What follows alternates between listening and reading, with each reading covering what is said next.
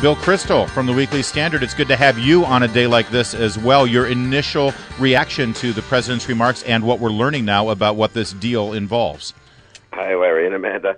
My reaction is it's even worse than a lot of us who were very, very skeptical of the deal thought it would be. You know, it gives a huge amount of money to Iran, relaxes the arms embargo on Iran, so it really enables Iran and the worst people in Iran, incidentally, removes sanctions from Qasem Soleimani, the head of the IRGC, the Revolutionary Guard, a guy who has American blood, literally on his hands, from Iraq and from the other terror acts before that and after that.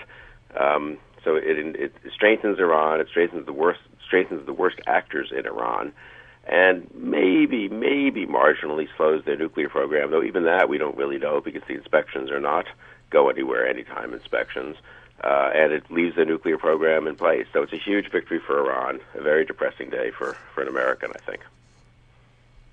Yeah, I have a question for you. So I couldn't agree more. This is a bad deal. The money is going to continue to flow to terrorists.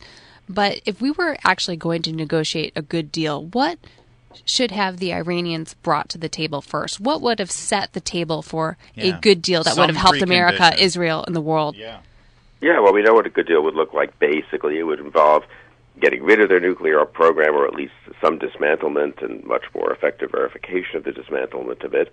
And the sanctions wouldn't go off until the dismantlement had happened. That's the way it normally happens. You get rid of the nuclear program, then you lose the sanctions. This way they'll have 6 months, they can comply more or less, and then the sanctions go. And once they go, very, very hard, almost impossible to put them back on. For me, it's that $140 billion. The nuclear stuff is bad. I think it's a bad deal on its own merits.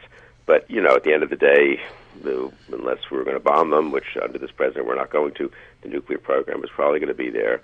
Getting rid of a sanctions regime that was beginning to bite, that was really hurting Iran, and not just getting rid of it, but letting them have access to the money that's frozen overseas, taking terrorists off the sanctions list, strengthens Iran. So it's not just kind of neutral or it doesn't do much good.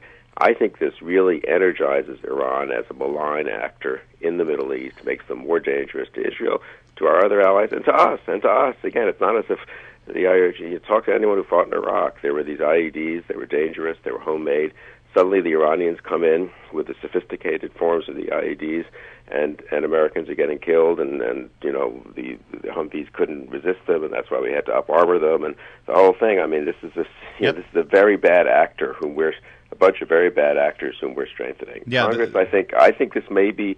I've been pessimistic that Congress will act. Obama's done a good job of keeping Democrats in line for most of his presidency, but I wonder whether this is a bridge too far, and I wonder whether reasonable Democrats won't say they can't support this deal. Our guest is Bill Kristol from the Weekly Standard, and the president said in the latter part of his speech, talking about the global implications, he said that he's hoping that this region that has seen so much bloodshed can now move in a new direction. He said that threats to eradicate Israel is a dead end, and it offers an opportunity to move in that new direction. But is there anything, Bill Kristol, that you can see in this deal that actually encourages Iran in any way to change their rhetoric or change their policies, not just towards Israel, but we know that other nations, Saudi Arabia, Jordan, they're very concerned about this as well. Well, there's nothing, obviously. They don't even promise to. That's what's actually startling. Usually you have a bad deal and people like me would say, you can't trust their promises. There aren't even any promises. They don't say they're going to change anything. They don't admit to having done anything wrong. This is an outlaw regime. 6 UN Security Council sanctions, discovered to have repeatedly cheated on the nuclear program and lied about it. No admission of that, no coming clean. This is a terror-sponsoring regime. No admission of that, no promise to stop in the future. Leave aside whether we can enforce that promise. At least they should say they're not going to do that. But, of course, they had rallies late last week, death to America, death to Israel. Bill, so now we know the clock is ticking for Congress. It looks like they have 60 days to pass a resolution of disapproval. They're going to have to get a number of Democrats to sustain the president's veto threat.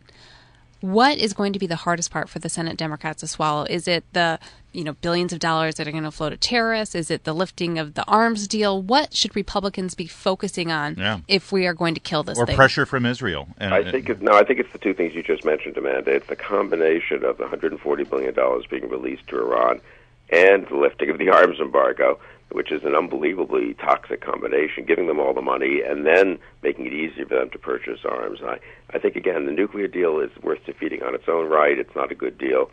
But I think the thing Democrats are going to have to explain is When Assad kills Syrian children next year, when Hezbollah launches rockets against Israel, when Iranian agents perpetrate terror, including against Americans, and Democrats are going to have to explain why they're voting to give this regime more money with nothing, no promise, to say nothing of a guarantee of any change in behavior. I think that's a tough thing for Democrats to defend. One congressman put it to me this way the other day: this isn't like a normal vote. You've been through this, Amanda, where you cast an unpopular vote, you get beat up for a week, maybe you get some ads against you in the next election, and then it kind of is over, right? A vote on a budget deal or something like that. This is if you're voting for this deal, you are responsible in some ways for everything Iran does for the next, not just year, but the next bunch of years. Yep. You have supercharged, you have energized, you have funded this Iranian regime, this Iranian Revolutionary Guards, and I think Democrats, if they're put on the spot on that, I wonder whether there couldn't be a bunch who will defect. I think Congress needs to move straight to a resolution of disapproval. They need to pass it. I don't believe the Democrats would dare filibuster such a thing, and they can't get in the position of talking themselves into the notion that they have to have 67 votes right at the beginning. Let's pass it, make the president veto it, let's go back and try to override the veto.